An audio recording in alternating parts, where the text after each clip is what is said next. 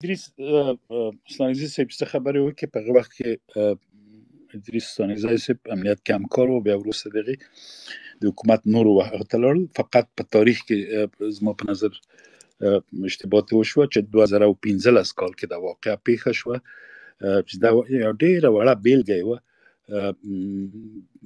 نور ډېر د رقم واقع متاسفانه پیښې شوې. هغه تاریخ دقیق زما هغه نه دی، خو په سبا ته یوه ورځ دوې ورځې بعد د رئیس د آی اس آی کابل ته راتله په نامه د رضوان اختر، چې موږ ته هېڅ من حیث د امنیت چې لاړ شي تاسو هغه هم دی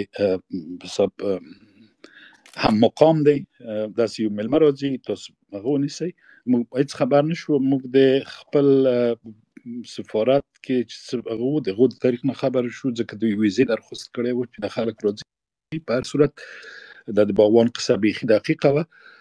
د سړی کونړ ته به تله، د کونړ تذکره یې لرله، هغو خواته ننګرهار و کونړ نورستان ته به تله، اما په داخل د کابل کې بیا د پاکستان ډیپلوماتیک پاسپورت و. په دې کې زموږ یو مدیر صاحب و، هغه هم د لغمان و، هغه بیچاره 6 میاشتې په دې باندې کار کړی و. بالاخره هغه خو داسې نه وي چې روزمره ټول کار کوي، غټه یا پروژه امضا شي هغوی بیا خپل کار پې کوي.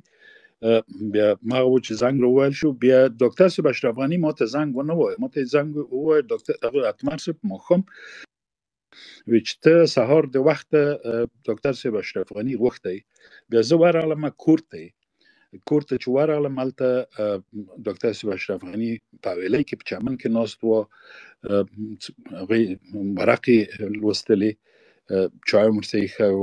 ما ته یې وویلې وې چې تاسو داسې یو هغه کړی دی، اوس آی اس آی رئیس وایي چې څوک چې د باغوان خوشی نه شي موږ هغه نه کوو،